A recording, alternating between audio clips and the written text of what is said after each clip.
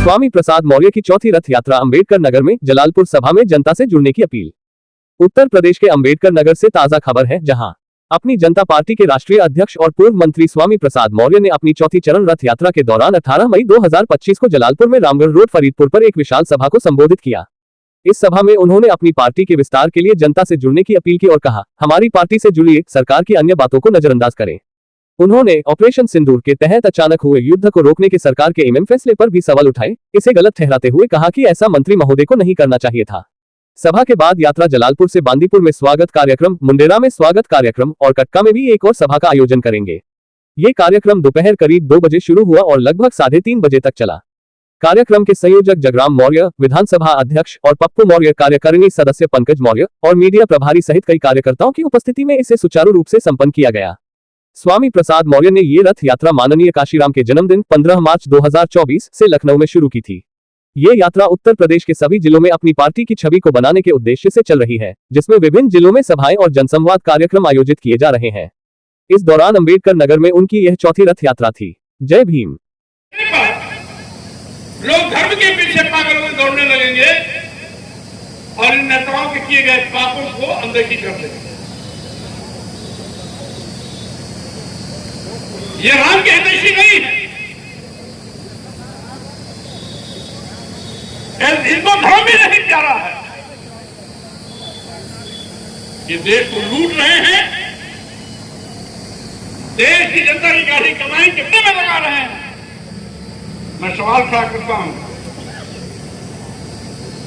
आखिर प्रधानमंत्री मोदी जी, आपका अदानी अंबानी से रिश्ता क्या है?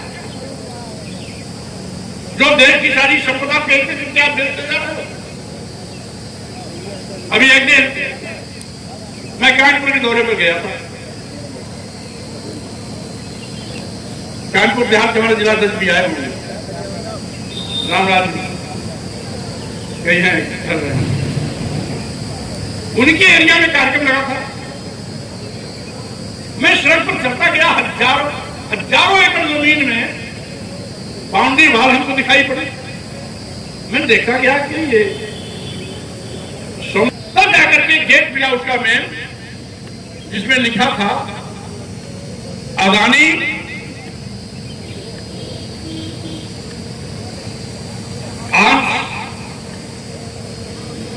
Arms factory. कहां? कानपुर देहात में, सरसौल विधानसभा, सरसौल विधानसभा। आप बताइए, उनकी नजर आपकी जमीन पर भी है। हजारों एकड़ जमीन करोड़ों के भाव एक्वायर करके अदानी को दे दिया। क्या रिश्ता अदानी अंबानी से? आज कोई नेता इसका जवाब नहीं दे सकता। कोशिश कर रहे हैं, उससे मैं सावधान करने निकला हूं कि साथियों, हमारे महापुरुषों का संविधान उनकी छाती है, हम सबके लिए विरासत के रूप में मिली है। भारतीय संविधान हमारे सम्मान स्वाभिमान का प्रतीक है। भारतीय संविधान हजारों साल से लूटे, कुटे, पिटे वंचित समाज के धन धरती शिक्षा सम्मान से लैस करने का एक अधिकार पत्र है। इसलिए सावधान हो जाओ, जो लोग संविधान बदलने की नापाक कोशिश कर रहे हैं, समय रहते उनको सत्ता से बाहर का रास्ता दिखाने का काम करो। और इसीलिए महापुरुषों के सम्मान को बचाने के लिए खड़े हो। जो चुनौती है उसको स्वीकार करो। अब 2027 भाजपा का चुनाव, भाजपा की विधायक का चुनाव उत्तर प्रदेश का हो, ये हमारी अपील। जिंदाबाद जिंदाबाद। इन शब्दों के साथ में चूंकि अनेक कार्यक्रमों में जाना है, इसलिए साथियों एक बात तो मैं और कहूंगा,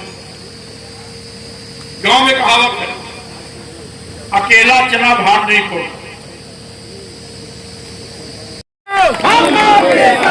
बापूजी संघर्ष करो, हम आपके साथ हैं। बापूजी संघर्ष करो, हम आपके साथ हैं।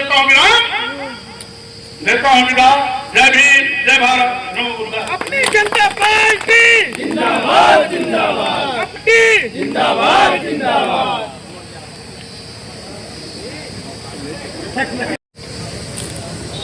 ऑपरेशन सिंदूर एक सराहनीय कदम था, लेकिन माननीय प्रधानमंत्री जी ने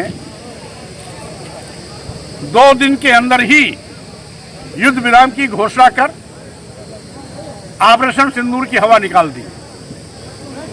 देश की बहनों के सिंदूर का अपमान कर दिया। पहलगाम में जिन पर्यटकों की आतंकवादियों की गोली से मौत हुई थी, उनका मजाक उड़ा दिया गया।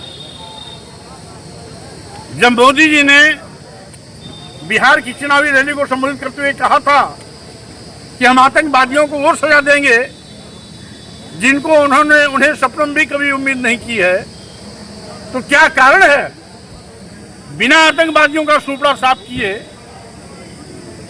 युद्ध की विराम की घोषणा कैसे हो गई? क्या ये कहीं रुणाकुष्ठी तो नहीं है? क्या ये सस्ती लोकप्रियता हासिल करने के लिए नौटंकी तो नहीं है? और इसलिए मैं कहना चाहता हूं, ये केवल बहनों के सम्मान का मजाक उड़ाया गया, उनकी आंख में धूल झोंका गया। अगर ऑपरेशन सिंदूर शुरू हुआ था तो जब तक आतंकवादियों का सफाया नहीं हो जाता, युद्ध विराम नहीं होना चाहिए था।